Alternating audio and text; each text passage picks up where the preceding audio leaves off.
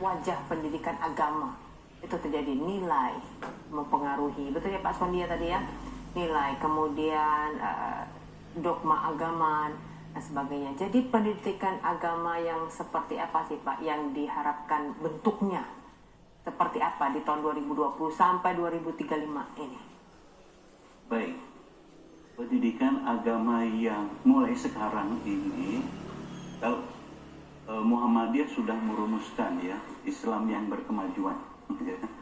Islam yang berkemajuan itu menjadi tagline Muhammadiyah, meskipun itu tidak ada di dalam anggaran dasar. Tetapi tagline bahwa kita membaca Islam dengan pengetahuan dan teknologi yang maju.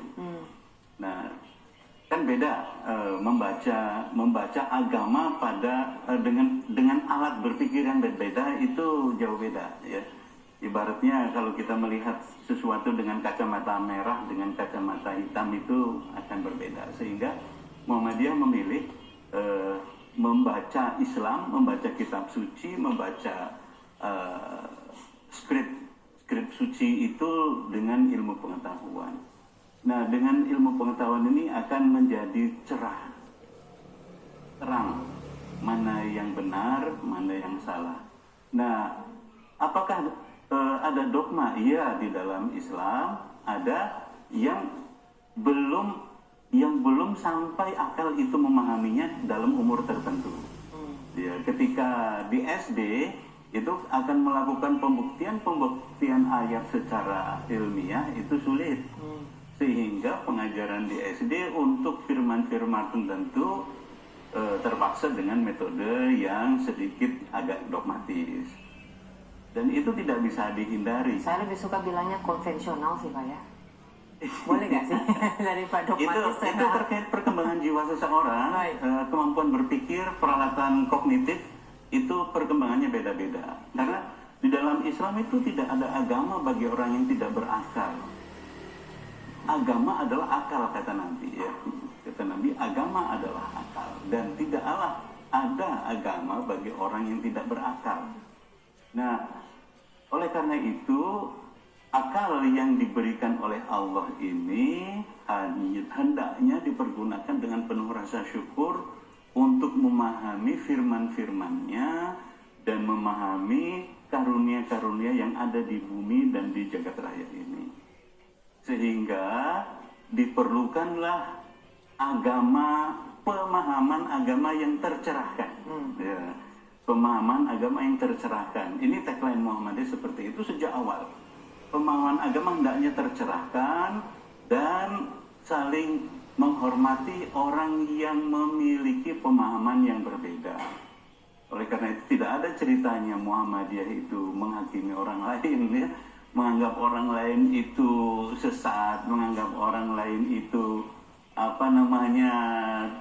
terjerumus, menganggap orang lain bodoh. Tidak, karena memang Muhammadiyah sangat menghormati orang-orang yang memiliki sejarah pendidikan, sejarah berpikir yang berbeda. Nah, ketika kita sudah berada di dalam cara berpikir Muhammadiyah, alam berpikir Muhammadiyah itu, hendaknya kita berpikir yang tercerahkan. Nah, yang tercerahkan itu seperti apa?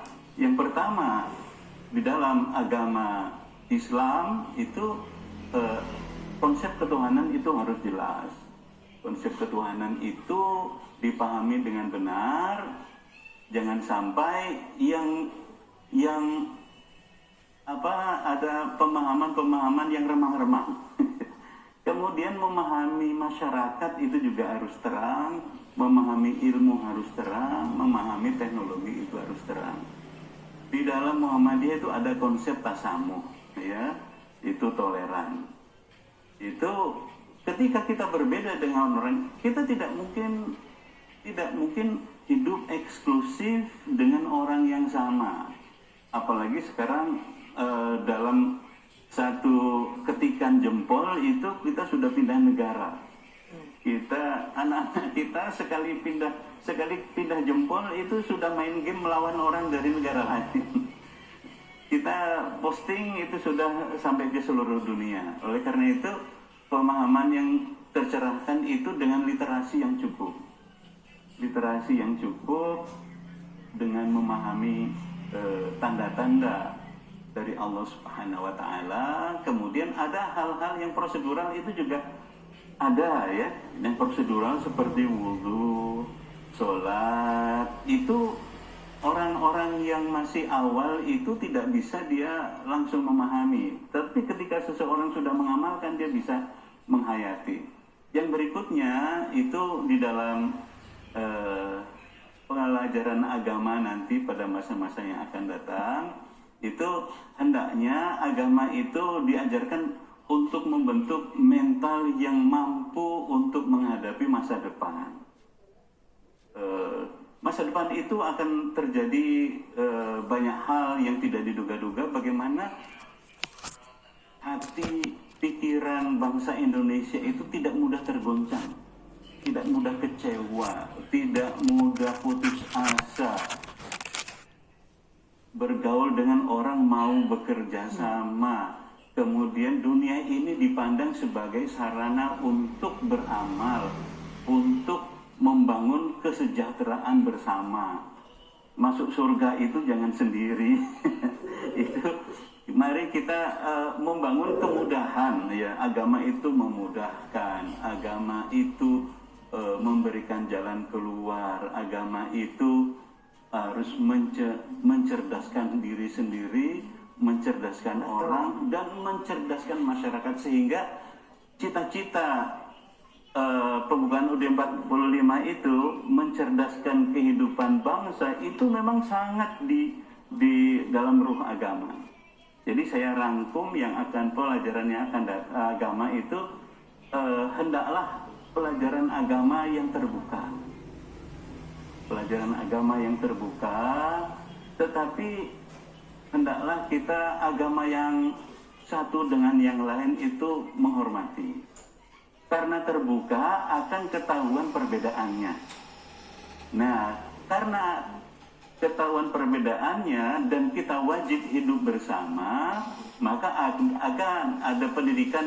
Kalau tadi yang satu agak eksklusif terkait prosedur keyakinan, kemudian ada yang inklusif, kehidupan bersama, membangun bangsa bersama. Bagaimana seharusnya hidup beragama. Ini mohon maaf kebanyakan ini saya bicara. Jadi kira-kira itu